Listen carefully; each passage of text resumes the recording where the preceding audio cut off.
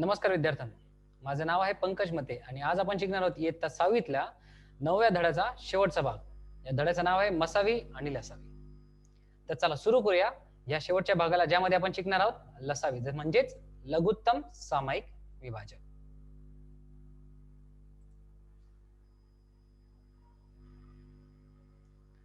तर चला सुरू करूयात लसावीला. दिलेल्या संख्यांचा लसावी काढणे म्हणजेच त्या संख्यांनी विभाज्य असलेल्या सर्व संख्या लिहून त्यातील लहानात लहान सामायिक विभाज्य संख्या शोधणे. म्हणजेच काय, आपण धड्याच्या सुरुवातीला विभाजक काढायचे शिकलो. आता त्यामध्ये आपल्याला काय शोधायचं? सामायिक विभाजक, पण तो सुद्धा सगळ्यात लहान, कारण तोच ठरणार आहे लसावी दिलेल्या संख्यांचा. आता दोन संख्यांचा लसावी हा त्यांच्या गुणापेक्षा मोठा असू शकत नाही. तर दोन संख्याचा जो लसावी आहे हा त्यांचा गुणाकार जर केला त्यापेक्षा मोठा कधीच होऊ शकत नाही. आता आपण पाहूया लसावी कसा काढायचा. आता 13 व 6 चा लसावी काढू. तर 13चा पाढा पहिले लिहू, म्हणजे 13च्या पाढ्यामध्ये आपण संख्या लिहूयात काय काय येतात, तसेच 6च्या पाढ्यामधल्याही संख्या लिहूया आणि पाहूया दोघांमध्ये पहिले समान सामायिक विभाजक कुठे आहेत ते. तर तुम्ही पाहिलं तर 13 आणि 6च्या पाढ्यात कुठे सामायिक विभाजक नाही पडले किंवा मिळाले. तर आपण याचा पाढा पुढे अजून वाढवला तर तुम्ही पाहू शकता 6च्या पाढा जेव्हा तुम्ही पुढे वाढवता त्यावेळेस तुम्हाला एक संख्या दिसेल जी दोघांमध्ये समान आहे, आणि सगळ्यात समान असलेल्या एकच संख्या समान आहे आणि ती आहे 78. म्हणजेच 13ने व 6ने विभाज्य संख्यांच्या याद्या पहिल्या लिहिल्या तर दिसते की 78 सगळ्यात लहान सामायिक विभाज्य आहे, म्हणून 13 व 6चा 78 हा लसावी आहे. आपण पुढेही त्याच्या पाढा लिहिला असता पुढेही सामायिक विभाजक आपल्याला भेटले असते, परंतु आपल्याला सगळ्यात लहान शोधायचा आहे, म्हणून जो सगळ्यात पहिला आला तोच आपला लसावी ठरला. आता या आपण पुढे शोधूया. आपण सोडूया सराव संच 25वा, ज्यामध्ये आपण फक्त लसावीवरची प्रश्न किंवा उदाहरणे आपण सोडवणार आहोत. तर चला सुरू करूयात सराव संच 25. यामध्ये दिले खालील संख्यांचा लसावी काढा. तर या संख्या दिल्यात 9, 15, 2, 3, 5, 12, 28, 15, 20 आणि 8, 11. ते यांचा आपण लसावी काढू. तर कसा काढायचा? पहिले सगळ्यांचे विभाजक काढूया आणि विभाजक काढल्यानंतर सगळ्यात छोटी जी संख्या दोघांमध्ये सामायिक असेल तीच आपली दिलेल्या संख्यांचा लसावी ठरेल. तर 9 आणि 15च्या विभाज्य जाणारी संख्या म्हणजे 9, 18, 27 या 9चा पाढा लिहिला आणि 15चा पाढा लिहिला, पण दोघांमध्ये सगळ्यात लहान संख्या पाहिली तर सामायिक विभाजक पाहिले तर 45 आणि 90 दोन्ही आहे, पण समान किंवा लहान संख्या आली 45, म्हणजेच काय 9 आणि 15चा लसावी ठरला 45. अशाच प्रकारे आपण पुढचाही प्रश्न सोडूयात. आता पुढचा प्रश्न आहे 2, 3, 5. तर यांचे आपण पहिले विभाज्य असणारी संख्या काढू. विभाज्य म्हणजेच काय? अशा संख्या ज्यांना पूर्णतः 2ने विभाग जाऊ शकतात, बाकी जिथे 0 येऊ शकते. याचा अर्थ काय? 2च्या पाढ्यामध्ये येणाऱ्या संख्या, तसेच 3च्या आणि 5च्याही संख्या आपण लिहू. तर संख्या लिहिल्यानंतर आपल्याला कळले की आपल्याला 2च्या पाढ्यामध्ये 2 गुणिले 15 किंवा 2चा 15 पर्यंत पाढा लिहिला तर आपल्याला 30 ही संख्या येते. 30च्या पाढ्यामध्ये 30 10 30 येते आणि 15 सक ही 5 सक 30 येते. तर 30 ही संख्या सगळ्यांचा लघुत्तम सामायिक विभाजक झाला. आपण पुढे तसेच करत गेलो तर 60 ही संख्या येईल, परंतु आपल्याला लघुत्तम पाहिजे म्हणून आपण 30 वरती थांबलो. तर 30 ही संख्या लहान सामायिक विभाज्य संख्या आहे, म्हणून ह्या 2, 3, 5चा लसावी झाला 30. पुढची संख्या भेटली 28 आणि 12. तर 12चा आणि 28चा पाढा लिहा आणि त्यात पहा की दोघांमध्ये सामायिक विभाजक कुठला आहे किंवा सामायिक विभाज्य कुठलं आहे. तर 24 आणि 168 ही आहेत, परंतु सगळ्यात लहान सामायिक विभाजक आपल्याला पाहिजे तो म्हणजे 84, म्हणजे यांचा लघुत्तम सामायिक विभाजक म्हणजे लसावी झाला दोन्ही संख्यांचा 84. 15 आणि 20. तर 15चा पाढा लिहा आणि 20चा पाढा लिहा. तर 15च्या पाढ्यामध्ये आणि 20च्या पाढ्यामध्ये एकच सामायिक विभाजक येतो, एक नाही म्हणजे असे बरेच येणार, पण सगळ्यात पहिले येतो 60. त्यानंतर येतो 15 8 20, जसं 20 सक 120. तर सगळ्यात छोटा आणि लहान सामायिक विभाजक पाहिजे म्हणजे तो म्हणजे पाहिजे 60. तर लघुत्तम सामायिक विभाज्य आला 60, म्हणजे याचा लसावी ठरला आपला 60. 15 आणि 20चा लसावी आहे 60. आता शेवटचा म्हणजे 8 आणि 11. 8च्या धडा आपल्याला पाढा लिहा, 11चा पाढा लिहा. तर 8 आणि 11च्या पाढ्यामध्ये एकच संख्या समान येऊ शकते, सगळ्यात लहान ती म्हणजे 8 गुणिले 11 गेले 88, 11 8 88, म्हणून या दोन्ही संख्यांचा लसावी ठरला 88. तर अशा प्रकारे आपण सोडवली सगळी सांख्यिक उदाहरणे. आता आपण वळूया शाब्दिक उदाहरणाकडे. तर पहिला प्रश्न आहे, कवायतीसाठी पटांगणावरतील मुलांच्या प्रत्येक रांगेत 20 किंवा 25 मुले राहतील अशा रांगा केल्यास रांगा पूर्ण होतात व एकही मुलगा शिल्लक राहत नाही, तर त्या शाळेत कमीत कमी किती मुले आहेत? तर लक्षात ठेवा, इथे उत्तर प्रश्नामध्ये दिले एकही मुलगा शिल्लक राहत नाही, म्हणजे आपल्याला काय पाहायचंय? विभाज्य शोधायचं आहे, ज्याच्यात बाकी नेहमी शून्य राहते. याचा अर्थ मुलगा शिल्लक नाही राहणार. आणि आपल्या रांगा किती आहेत? 20 किंवा 25 या दोन संख्या दिल्या, तर 20 आणि 25 आपण विभाज्य शोधूया. विभाज्य म्हणजे काय? 20 आणि 25 पाडा लिहा, ज्यामध्ये सगळ्यात लहान सामायिक विभाज्य कुठला आहे? तर तो म्हणजे 100. तर या दोन्ही संख्यांचा सामायिक विभाज्याला 100 आणि 200, तर लहान सगळ्यात ठरला 100, त्यामुळे शाळेत कमीत कमी 100 मुले आहेत. याचा अर्थ काय? दोघांचा लसावी ठरला 100. आता प्रश्न क्रमांक दुसरा, वीणाजवळ काही मणी आहेत, तिला समान मणी असलेल्या माळा तयार करायच्या आहेत. तिने 16, 24 किंवा 40 मण्यांच्या माळा तयार केल्या, तर एकही मणी शिल्लक राहत नाही, तर तिच्याजवळ कमीत कमी किती मणी आहेत? तर लक्षात ठेवा, इथे पुन्हा प्रश्नात पाहू शकता, एकही शिल्लक मणी राहत नाही, म्हणजे बाकी आपल्याला शून्य हवी आहे.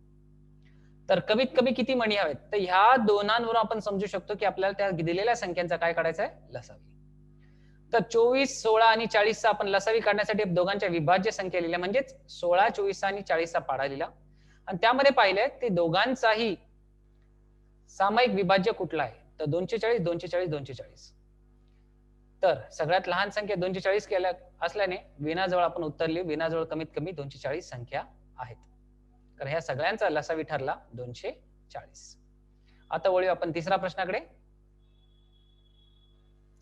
3 वेगवेगळ्या डब्यांत समान संख्यांचे लाडू ठेवलेत. पहिल्या डब्यातील लाडू 20 मुलांना, दुसऱ्या डब्यातील लाडू 24 मुलांना, तिसऱ्या डब्यातील लाडू 12 मुलांना समान वाटले. एकही लाडू उरला नाही, तर बघा पुन्हा इथे एकही लाडू उरला नाही, म्हणजे बाकी काय राहिली? शून्य. तर तिन्ही डब्यांमध्ये मिळून कमीत कमी किती लाडू होते? दुसरा म्हणजे कमीत कमी विचारलं म्हणजे लसावी काढायचा. तर आपल्याला दोन प्रकारे आपण ओळखू शकतो प्रश्नात लसावी आणि मसावी कसा काढायचा. जेव्हाही जास्तीत जास्त शब्द वापरला जातो तेव्हा आपण मसावी काढतो, पण जेव्हा कमीत कमी किंवा एकही उरला नाही हा शब्द येतो, याचा अर्थ काय? बाकी शून्य आहे किंवा कमीत कमी शब्द वापरला तर लसावी आपल्याला काढायचा, यावर समजून घ्यायचे. तर 20 आणि 24 यांचे विभाज्य संख्या लिहू. तर त्यामध्ये शोधू आपल्या सामायिक संख्या कुठल्या येतात? तर 120 आपल्याला भेटली, त्यानंतर भेटली 240. तर 20, 12 आणि 24 हे सामायिक संख्यामध्ये सामायिक विभाज्य आपल्याला भेटले 120 आणि 240. तर सगळ्यात लहान संख्या 120 असल्या कारणाने त्यांचा ठरला लसावी 120. परंतु लक्षात ठेवा, आपल्याला 3 डबे आहेत, तर 3 डब्यात म्हणजे 3ने या लसावीला गुणाकार करावा लागेल आलेल्या लसावीला, तर आपल्याकडे 3 डब्यात मिळून कमीत कमी 360 लाडू होते.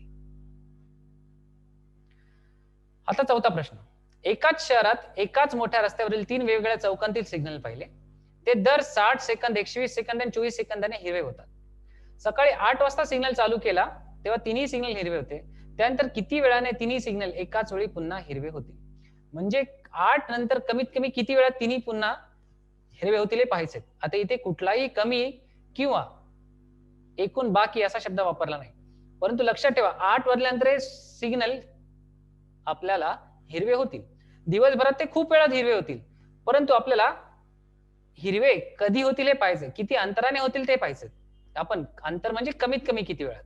तर हा प्रश्नाचा अर्थ आपल्याला समजला पाहिजे, तेव्हा आपल्याला कळेल आपल्याला त्याचा लसावी काढायचा. तर 60, 120 आणि 24 आपण लसावी काढायचा, म्हणजे काय? त्यांचे विभाज्य लिहायचे, त्यांचे पाडे लिहायचे, आणि त्यामध्ये समान विभाज्य कुठले आहे ते पाहू. तर 120 आणि 240 हे समान विभाज्य भेटले, त्यामधला 120 हा सगळ्यात लघुत्तम सामायिक विभाज्य असल्यामुळे आपण तो ठरला आपला लसावी.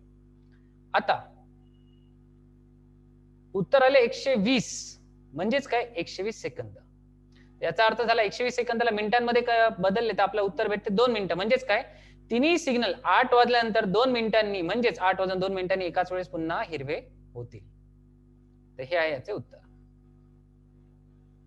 आता शेवटचा प्रश्न, 13/45 वर 22/45 या व्यवहारी अपूर्णांकाचे समच्छेद सममूल्य अपूर्णांक शोधा व त्यांची बेरीज करा. आता सममूल्य समच्छेद म्हणजेच काय? आपल्याला त्यांचे अपूर्णांक शोधायचे, ते पण सममूल्य म्हणजेच समान, आणि त्यांची काय करायची? बेरीज. तर दोन्ही अपूर्णांकाचे छेद समान करण्याकरता त्यांचा छेदांचा म्हणजेच 45 आणि 75चा लसावी काढू. आता सगळ्यात मोठा काढणे आणि सगळ्यात छोटा काढणे यामध्ये फरक आहे. मोठा काढला तर आपला पुढे गुणाकारही मोठा होतो, छोटा काढला तर आपला गुणाकारही छोटा होतो. यावरून आपल्याला समजायचं आपल्याला लसावी का काढायचा, कारण ह्या दोघांचे समच्छेद सममूल्य अपूर्णांक शोधायचे म्हणजे ते मोठेही असू शकतात, पण छोटे शोधल्याने आपल्याला पूर्ण काम काय होतं की आपला गुणाकार कमी होतो, आपला पुढचा जो कारभार आहे किंवा आपल्या पुढचं जे सोडवायचं आहे उकल ते कमी वेळात होते. म्हणून आपण कमीत कमी संख्या किंवा कमीत कमी सामायिक समच्छेद सममूल्य अपूर्णांक शोधणार आहे. त्यामुळे काम करू, 45 आणि 75 आपण विभाज्य संख्या लिहिली, तर त्यामध्ये कळले की 225 ही सगळ्यात लहान संख्या समान आहे, तर ती ठरली या दोघांची लसावी.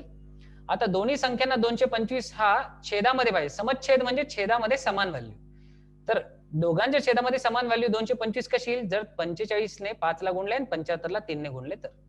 परंतु लक्षात ठेवा, जर आपण छेदाला गुणतोय तर आपल्याला सेम सारख्याच संख्येने वरच्या अंशालाही गुणावे लागतात. तर उत्तर आले 65/25, जेव्हा 13 आणि 45 ला 5 ने गुणले आणि 22 आणि 75 ला 3 ने गुणले तर आले 66/225. तर सममूल्य अपूर्णांक भेटले, या दोन्ही संख्या ते आहेत 66/225 आणि 65/225. आता त्या दोघांची बेरीज करायची म्हणजेच काय, दोघांची बेरीज म्हणजे दोघांचे छेद समान असल्याने अंशाची डायरेक्टली आपण बेरीज करतो, ती आली 131. तर आपण उत्तर लिहितो कसे, 13/45 आणि 22/75 या अपूर्णांकाचे समच्छेद सममूल्य अपूर्णांक अनुक्रमे 65/225 आणि 66/225 आहेत आणि यात अपूर्णांकाची बेरीज झाली 131/125. तर आज आपण काय शिकलो, तर आज आपण पाहिले लसावी कसा काढायचा, लसावी सांख्यिक शब्द किंवा सांख्यिक उदाहरणाने कसा काढायचा आणि शाब्दिक उदाहरणाने कसा काढायचा. तर अशा प्रकारे आपण या पाठात लसावी आणि मसावी शिकलो.